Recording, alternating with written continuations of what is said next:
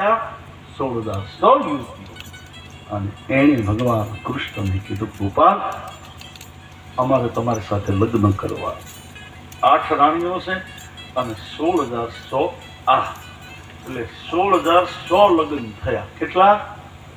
અને સમૂહ લગ્ન લાવ્યા જ કૃષ્ણ. આજે આપણે ત્યાં સમૂહ લગ્ન જરૂરી છે. બહુ ખોટા ખર્ચ કરીને લગ્નમાં ખોટા ખર્ચ નહીં કરો, સમૂહ લગ્ન કરો. હું માનું તમારે 28 તારીખે સુકાલામાં આપણે સાંઈધામમાં છે સમૂહ લગ્ન, પ્રકાશભાઈ. પછી આપણા ધોળિયા સમાજમાં પણ સમૂહ લગ્ન છે, હરિજન સમાજના બિલીમોરામાં સમૂહ લગ્ન છે. મારે આવવાનું છે હરિજન સમાજ. હું માનું છું એક દીકરીને પરણાવવા માટે ઓછામાં ઓછા 2 લાખ રૂપિયા જોઈએ. ઓછામાં ઓછા જે 10 દીકરીઓને પરણાવે ને સમૂહ લગ્નના ભાઈઓ, એને મારા પ્રણામ કે તમે કરણનો અવતાર છો, તમે 10 દીકરીઓને બચાવો.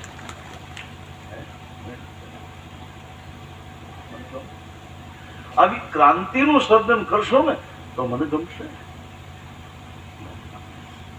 આ સમૂહ લગ્ન એ શંકર ભગવાન લાવ્યા અને બુફે છે ને એ શિવની જાનમાં શરૂ થયો. આ બુફે શંકર ભગવાન જયારે જાન લઈને આવ્યા ત્યારે બધા ભૂતો ને પ્રેતો જ હતા. કોઈ મોઢું જ નહીં, કોઈ હતી જાડા, કોઈ પાતળા. જર્મન ને અમેરિકા ને પાકિસ્તાન ને ચીનના શિબા આવ્યા, હબશી આવ્યા આફ્રિકાના. કારણ કે ભૂત તો બધી હોય. એટલે હિમાલય બુદ્ધિ વાપરી કે ભૂત કોઈ દી લાઈનમાં જમવા બેસે નહીં. બે બીજું હાલો ભૂતો બેઠા તો પીરસવા કોણ જાય? આપણે જઈ. હવે પડસાયો જોઈએ તો આપણે મરી જઈએ. એ ભૂતને કોણ પીરસે? એટલે હિમાલય ઓર્ડર આપ્યો, જાઓ ઊભા અડા ત્રાસા ખાવા મળો જ્યાં જગ્યા પડે. એ કોકે આમ ટોળું માર્યું, આની જેવા કોકે ઉડાડ્યા. કારણ કે ભૂત હરખાતો રહે નહીં, ત્યાં બૂંદું ઉડાડ્યું, ત્યાં ઓલી લાડવા ઉડાડ્યો. મૂળ તો ભૂત ને બાપ. એટલે આ બધાને નક્કી થઈ ગયું કે આને ઊભા જ ખાવા જાવ બુફેમાં, આ લાઈનમાં નહીં. બુફેમાં આને સારું, મજા આવી જાય. જે પદ્ધતિ જો કે રિવાજો બદલવા જોઈએ. 16,108 રાણીઓના 10 દીકરાઓ થયા કૃષ્ણ. હવે એના પરિવાર એકે સસ્તા 10 બલાહા.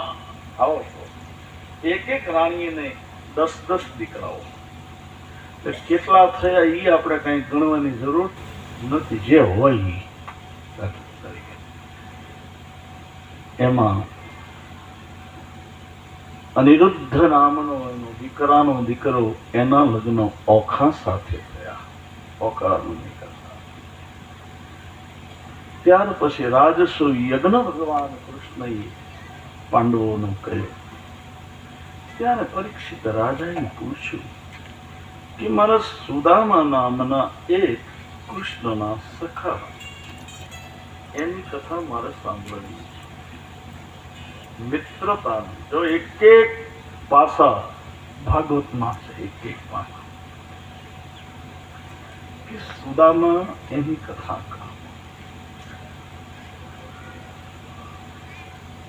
કૃષ્ણ સાદ સિદ્ધ સખા બ્રાહ્મણો ન વિક્રમ. લોકો આજે સુદામાને કહે છે સુદામા ગરીબ હતા, સુદામા કંગાળ હતા, આમ હતું તેમ હતું. અહીંયા લખ્યું છે બ્રાહ્મણો બ્રહ્મ વિત્તમ. ભાગવતના 10મા સ્કંદનો 80મો અધ્યાય ત્યાં લખ્યું એ તમને પ્રમાણ. કૃષ્ણ સાદ સિદ્ધ સખા એટલે કૃષ્ણનો એક મિત્ર હતો, એનું નામ હતું સુદામા. બ્રાહ્મણ હતા અને વિત્તમાં પૈસા વાળા. આજે આપણે સુદામાને કેટલા દુબળા દેખાડીએ, કપડા ફાટેલા પહેરાવીને, હાથમાં લાકડી અપાવીએ.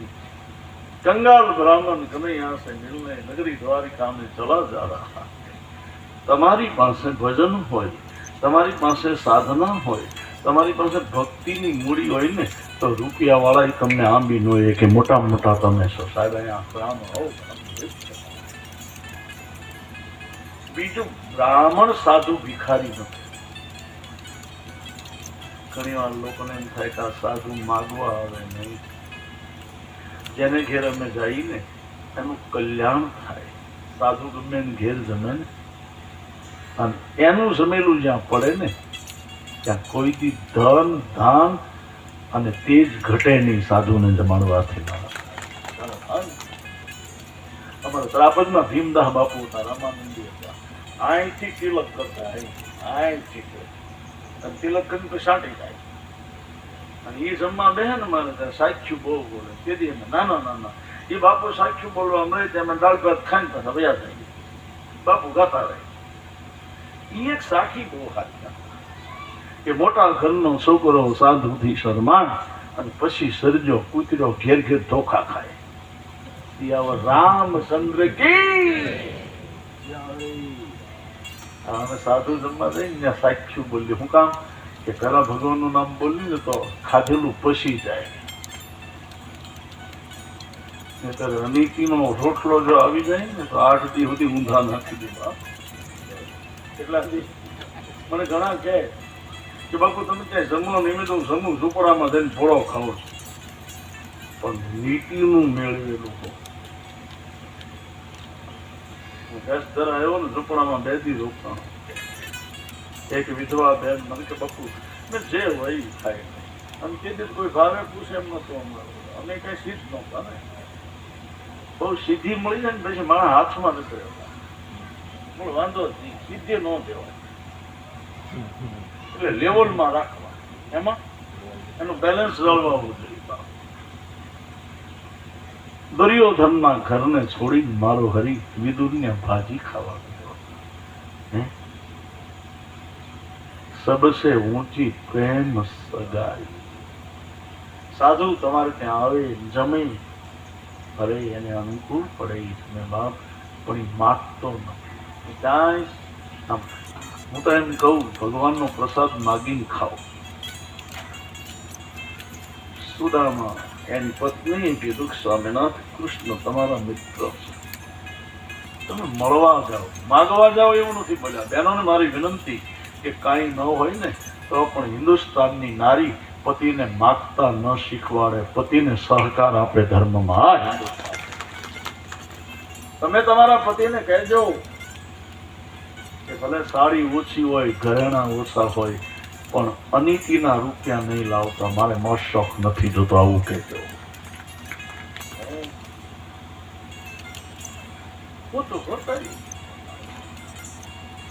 અને અનિતિના રૂપિયા ટકતા નથી. દૂધમાં પાણી રેડીને પૈસા મેળવો નહીં, પાણીમાં જાય. તેમાં પાણી તમે સમજો, ઇન્જેક્શન બાટલામાં પાણી જોઈએ, એમાં બીજું કઈ નથી થતું. એમાં બીજું કઈ હોય, ત્યાં ઇન્જેક્શનમાં માખણ આવ્યું, હે અહીંયા જ ભોગવવાનું. બાપ એની પત્નીને કીધું સુદામાએ કે જાઓ પણ ખાલી હાથે ન જવાનું. યાચિત્વા ચતુર્મુષ્ટાની તંડુલમ. 4 મુઠ્ઠી પૌવા માંગ્યા. શું માંગ્યું? 4 મુઠ્ઠી સતવારી. 4 મુઠ્ઠી એટલા માટે લીધા, ધર્મ અર્થ કામ અને મોક્ષ મારો કૃષ્ણ મારો ભગવાન 1 મુઠ્ઠી ખાશે ને એટલે ધર્મ અર્થ કામ ને મોક્ષ બધું સુદામાને આપી દેશે. આ પૌવામાં તાકાત. બીજું પૌવા ચોખા ના હોય, બરાબર ને કે નહીં? સુદામા ધીમે ધીમે ચાલ્યા. દ્વારિકા નગર આવ્યું. ઓહો, સોનાનું. વિચાર થયો અમે ક્યાં મારે ભગવાનને ગોતવા. એમાં એક બધાને પૂછતા જાય છે કૃષ્ણ ક્યાં રહે. કોઈ કીધું કે અહીંયા. હવે ચોકીદારો એટલા બધા હતા. એને કીધું તમે કયો સુદામા તમને મળવા. અમુક લોકોએ મશ્કરી કરી કે આ ક્યાં આપણો ભગવાન કૃષ્ણ હોનાની નગરીનો માલિક ને ક્યાં આ માણા આમ કપડાઈને ફાટેલા છે, આ એનો ભાઈબંધ છે.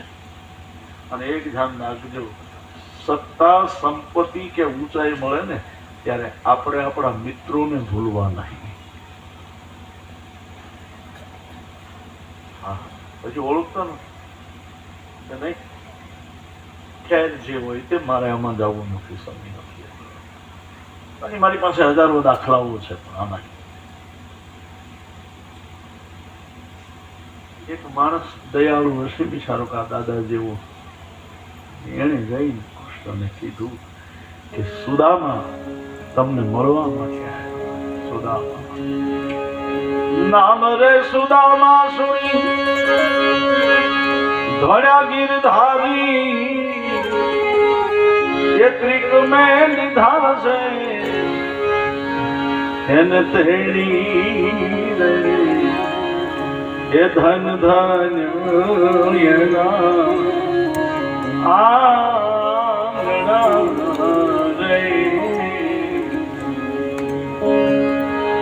સુદામાજી દ્વારિકામાં આયા એ દર્શન દિના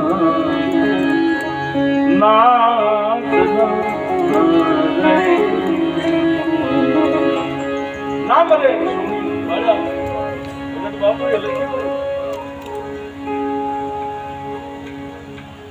પાવલા પખા આઠ પટરાણી અને વૃક્ષમણી રેડે ઉના ઉના પાણી રે હે પખા પાગલા રે સુદામા વધાર્યા અમૃત આપણે ત્યાં કોઈ બ્રાહ્મણ સાધુ આવે ને કોશિશ રાખો એ પખાવે એના પાવલા કોણે એના ચરણ એ પખા પાવલા પછી શેલી નીતિ કાગ કે ઘણા દિવ્યા એ વિદાય માગી વિપરે મોરારી પાસેથી કાંઈ નવ માગ્યું રે ધન ધન્ય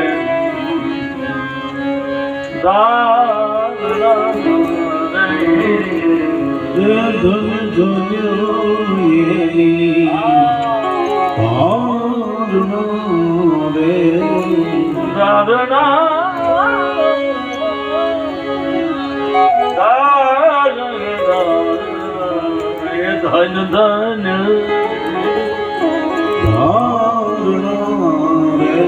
આ શબ્દો ઉપર મારે ધ્યાન આપવું. ધારણા આ દેશી શબ્દ અન સમાન ઔષધ ઝરણા સદા ઝરણા આ ધારણા છે દેશી શબ્દ બોલા ભગતના દેખી રામના કલ કરમાં કાસબીર એ મારા રામૈયાની રીત છે. આકાશમાં કાસબીર ભજન છે. ભજન ને સમજો, ભજન ને એ ધન ધન એની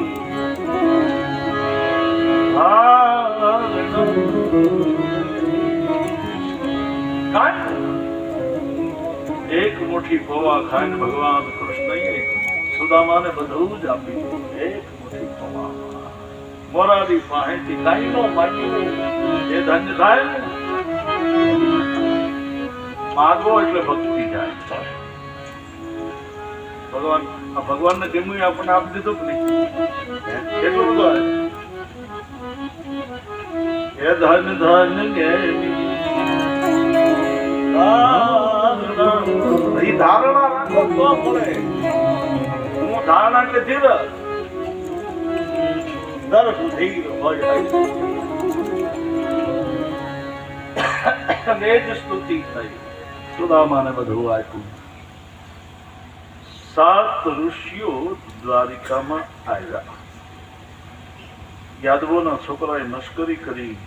સાંબ નામના એક યાદવને સ્ત્રીના કપડા પહેરાવ્યા. એ સ્ત્રી ગર્ભવતી છે એવું નાટક કર્યું અને આ લોકોએ એ સાધુની આગળ ગયા. સાધુની પરીક્ષા કરી. કે મહારાજ આ સાધુ આ નારીના પેટમાં દીકરો છે કે દીકરી? એક ધ્યાન રાખજો, આ યદુકુળનો નાશ અહીંથી દીકરો છે કે દીકરી? ખરેખર સ્ત્રી નથી, ખરેખર સાંભળ્યું. ત્યારે આ ઋષિઓએ કીધું કે એના પેટમાં દીકરોય નથી, દીકરી નથી, તમારા યદુકુળનો કાળ છે એના પેટમાં. તમારા યદુકુળ સાધુઓની મશ્કરી કરશો ને તો આખા કુળનો નાશ. ભલે સાધુને સારા ન કહો, પણ સાધુઓને ખરાબ. ઘણા બધા હરીફાઈ કર, ફલાણા બાપુ બહુ સારા, તે ન્યા જા. હું વાંધો ભગવાન કૃષ્ણને ખબર પડી કે છોકરાઓએ મશ્કરી કરી, બ્રાહ્મણોએ શાપ આપ્યો. દુઃખ જો પોતાની સામે પોતાના કુળનો નાશ છે. એટલે વડીલોને મારી વિનંતી, તમે અત્યારે સમજાવી નહીં શકો. વડીલો બહુ બાંધછોડ નહીં કરે. કૃષ્ણ પણ નથી સમજાવી શકે આ છોકરાઓને. સમય કામ કરે. કોણ કામ કરે? રાવણનો નાશ થયો એનું એક જ કારણ, વિભીષણને માર્યો. વિભીષણને લાત મારી પાડી દીધો, કાઢી મૂક્યો. જે દેશમાં સાધુને મારવામાં આવે અને જે રાષ્ટ્રમાં સાધુના અપમાન થાય ને, એ રાજ્યનો નાશ થતા વાર નથી લાગતી. સાધુનું અપમાન એક સાધુને સારા ન કહેવાય, પગે ન લગાય તો વાંધો નહીં, પણ ઘણાની ટેવ જ હોય, ગમે ત્યાં જાય ત્યાં ભૂલ જ કાઢતા હોય. લાડવામાં ખાંડ બહુ હતી, પણ તારે મફત ના જતા કે નહીં? સૌની જગ્યાએ સૌ બરાબર. પ્રભાસ તીર્થમાં ગયા યાદવો. એ પહેલા વસુદેવજી યજ્ઞ કર્યો. યજ્ઞની અંદર 9 યોગેશ્વરોએ જ્ઞાન આપ્યું. અને છેલ્લે પ્રભાસની અંદર પીપળાના ઝાડની નીચે ભગવાન સુતા, બળભદ્રજી ત્યાં યમુના નદીમાં ડૂબ્યા. બળભદ્રજી પોતાની લીલાને સમજ્યા. 2 ભાઈઓ જ છે ખાલી, કૃષ્ણ કોઈ. અને પોતાની સામે મોટા ભાઈના શરીર ઉપર પિતાંબર ઓઢાડી કૃષ્ણ કીધું, જાઓ હવે આપણે લીલા. ઉદ્ધવજીને જ્ઞાન આપ્યું. ઉદ્ધવજી કીધું, મહારાજ તમે સ્વધામ જાઓ છો, હું ક્યાં રહું? તમારા આધાર વિના અમે રહી નહીં શકીએ. ત્યારે ભગવાને કીધું કે ઉદ્ધવ, હું ભલે સ્વધામ જાઉં છું, પણ મારું તેજ, મારું સ્વરૂપ, મારું શરીર ભાગવતમાં પધરાવીને જાઉં છું. ભાગવત એ જ મારું શરીર. ભાગવત એ જ કૃષ્ણ. ઉદ્ધવ પણ નથી. જરા નામના પારધી આવીને બાણ માર્યો. કૃષ્ણએ પોતાની લીલાને સંકેત દીધી. મારો હરિ સંકેત ધામમાં ગયા. પોતાની જ્યોત, પોતાનું તેજ ભગવાન નારાયણના સ્વરૂપમાં ભેળવી દીધું. કારણ કે કૃષ્ણ છે એ નારાયણનું સ્વરૂપ. નારાયણ ધર્મ ચૈવ નરોત્તમ. આ અવતારો છે એ તો એના અંશ. નારાયણ તો નારાયણ જ છે.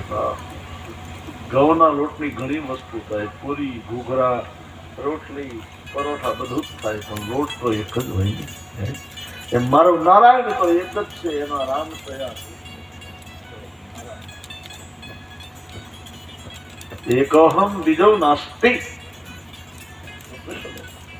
અને આપણો નરસિંહ મહેતોય બોલ્યો, એક છો હરિ.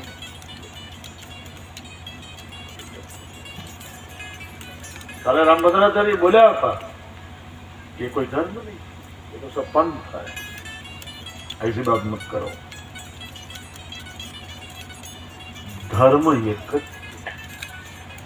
एना पंथो अलग अलग, एना पंथो। राजा परीक्षित में सुखदेव जी की दुख હવે તારે કઈ સાંભળવું છે? કૃષ્ણ ભગવાન પરીક્ષિત રાજાએ કીધું કે મહારાજ, ભગવાન ગયા પછી આ ધરતીનું શું થયું? તો ઈ રહેવા દો, પછી કલિયુગને આવવાની તૈયારી છે। ભાઈએ ભાઈઓ ઝઘડો મેળા કરવા, બાપ દીકરો મેળા ઝઘડો કરવા, સત્તા માટે રૂપિયા માટે બાપને દીકરો મારી નાખે એવો યુગ આવ્યો। પરીક્ષિત રાજાએ કીધું મહારાજ, તો હું વયો દાસ પછી શું થશે? કારણ કે છેલ્લો રાજા છે। ત્યારે સુખદેવજી કીધું કે રહેવા દઈ, સાંભળો। સાંભળીને તને દુઃખ થયું કે નહીં મહારાજ, કહી દો હવે છેલ્લે। સુખદેવજી આ છેલ્લે ભવિષ્યવાણી પાસે દેવાજ પંડિત દાડા દાખવે સુણી લે દેવળ દે નાર, અને આપણા ધણીએ એમાં જોશોડું દેવાજ પંડિત લખીને ગયા, દોડે દીવા થશે। આ છાકની ભાઈ દોડા વગરના માઇક થાય। આ પૂછો માઇક પણ નાનતા નહીં હોય, એટલે કોડ નો સીધું માઇક હાથમાં હોય। અહીંયા બટન ટાઈપ માઇક નીકળ્યા। આ બધું કેટલું સુધર્યું ટેકનોલોજી ખેર જે હોય તે આપણને એમાં વાંધો નહીં। આ બધું લખીને ગયા છે, લખીને ગયા। હે રાજા, એવો યુગ આવશે કે ધન કમાવા માટે માણસ પોતાના ભાઈને મારી નાખીને એનું ધન લઈ લે। આવો જમાનો આવશે। આ બધું લખ્યું, મારે બધું વર્ણન નથી કરવું, મને કાંઈક થાય ને તમને થાય। એટલે આપણે આગળ આમાં ઘણું લખ્યું છે, પણ મારે કાંઈ કહેવું નથી, અને લખ્યું થાય છે। છેલ્લે એટલું જ કહી દઉં કે હે પરીક્ષિત, કલયુગમાં પત્ની એના પતિને મારી નાખીને બધું લઈ જશે। પત્ની પણ મારી નાખશે, ગુરુ પણ એવા થશે પોતાના શેલાને લૂંટવા વાળા। ગુરુ અન્ન શિપા શેલા,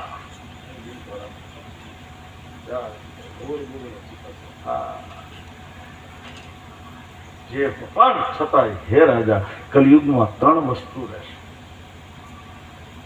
એક, કલયુગમાં કથા સાંભળવાથી કલ્યાણ થાય। આ યુગમાં કથા સાંભળવાથી કલ્યાણ થાય। આટલા બધા શું કામ આવે? મને સાંભળવા નહીં, આ કલયુગની કથા।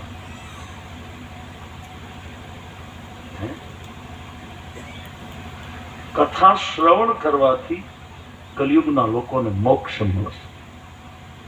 કથા સાંભળવાનો સમય ન રહે તો હે રાજા પરીક્ષિત, સ્મરણ કરવાથી મોક્ષ થશે, ભગવાનનું નામ લેવાથી। અને એ પણ સમય ન રહે ને રાજા, તો કલયુગમાં કીર્તન કરે ને, ભગવાનનું કીર્તન કરશે, મોક્ષ મળશે। ખાલી એક બેન બોલે ને બીજા 50 ગાતા હોય, અને કીર્તન કરો કૈશવ કીર્તન। હું તો બહેનો નહીં કહું, તમને પણ કહું, શનિવાર આવે એ કોઈ એક વાર બધા જ ભેગા થઈ અને ભગવાનનું કીર્તન કરજો ને, તો ફળિયું બગડશે નહીં, ફળિયામાં એકતા રહેશે। કીર્તન ગાઓ। આ મંદિરો એટલા માટે સ્વાધ્યાય ન પરમાદા, મંદિરમાં સ્વાધ્યાય થવાનું, મંદિરમાં કીર્તન થવાનું। ટૂંકમાં એટલું કહી દઉં હવે છેલ્લે કે મંદિરોમાં મનોરંજનના સાધન નહીં હોવા, બીજું મંદિરો દુકાન જેવા નહીં હોય, જ્યાં બધું જ વેચાતું મળે અને મંદિર ન કહેવાય। બધું જ વેચાતું। ખેર બહુ લાંબુ મારે નથી કહેવાનું, હું કહેનારો નથી, પણ વાત વર્ષમાં જયારે સમય મળે ને ત્યારે મંદિરે જાજો। હે રાજા, બોલ હવે કાંઈ સાંભળવું છે? રાજા પરીક્ષિતે આ જોયા નહીં. આ ભાગવતજીની કથા સાંભળી અને મને મરણનો ભય નથી રહ્યો. આ પરીક્ષિતના છેલ્લા કે મહારાજ આ કથા સાંભળી એટલે મરવાનું ભૂલી ગયો છે. અને અહીંયા સુખદેવજી પણ મરણનો ભય છે તો નહીં. જ્યાં મરણનો ભય ન રહે એનું નામ ભાગવતજીની કથા. આપણને મરણનો જ્યાં જ્યાં ભાગવતજી અને કાયદેસર કથા થવી જોઈએ એવી સાંગો પણ ખાલી ખવ નાશા ગરબા ગાયા વયા ગાવું નહીં. એ તો આ બાપુ ગાયા કરે હાથ આ કથા જ્ઞાનમાં હું કઈ થોડું બે બીજું કઈક કરે. બાપ જેના ઘરમાં ભાગવતની પધરામણી થાય, જેના ઘરમાં રામાયણની પધરામણી થાય એના ઘરમાં ભૂત પિશાચ નિકટ નથી. મહાવીર સાંગોપાંગ થવી કથા એ મનોરંજન નથી. કથા મનને આનંદ આપનારી કથા કથામાં આપણને બધાને આનંદ અને આનંદ એ જ રામ, આનંદ એ જ કૃષ્ણ. આનંદમાં આનંદ કરમ પ્રસન્ન. સુખદેવજી કીધું કે હું જાઉં. ત્યારે પરીક્ષિત રાજા રડ્યા. સાધુ મળે ત્યારે આનંદ અને સાધુ જાય એનું દુઃખ. સાધુ મળે એનો સંયોગ. ગુરુદેવ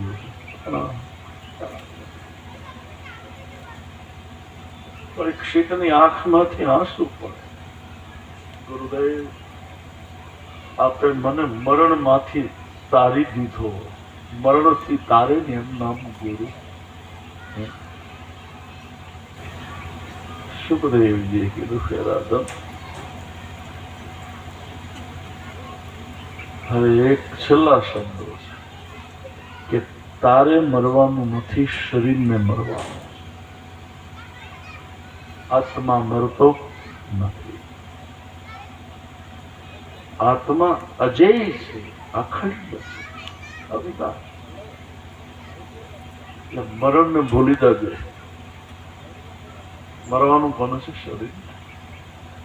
તને તક્ષક દંશ દેશે, તને નહીં દે, તારા શરીરને દેશે. અને શરીરને કોઈ પીડા નથી. અરે શરીરને પીડા છે, આત્માને નથી. આત્મા એ જ પરમાત્મા, આત્મા એ જ ઈશ્વર. અને અમારે ભાગવતના સંતો એમ કહે છે આ કથામાં કે સુખદેવજી ગયા ને ત્યાં જ પરીક્ષિતનો આત્મા ઉડી જાય છે. પરીક્ષિત ભગવાનનું નામ. ખાલી શરીર પડ્યું. શું પડ્યું છે? બાકી આત્મા.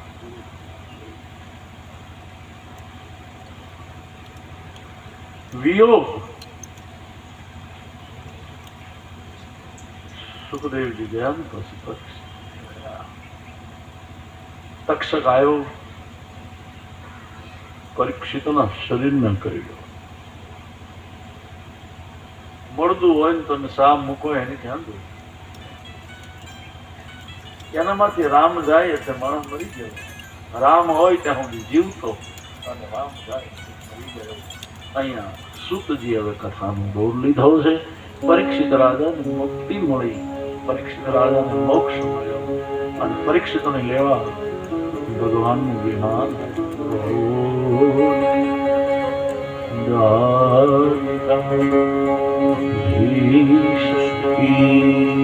છેલ્લા શ્લોક સુતજી.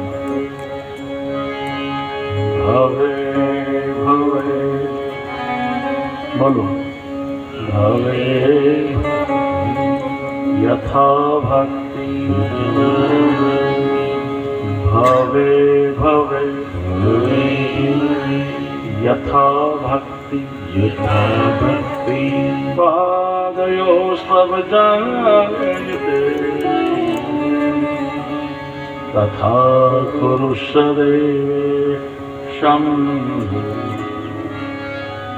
નાથસ્ત્વં નો યતઃ પ્રભો નામ સંકીર્તનમ બોલો નામ સંકીર્તન નામ સંકીર્તનમ સંકીર્તન યસ્ય યસ્ય સર્વપાપ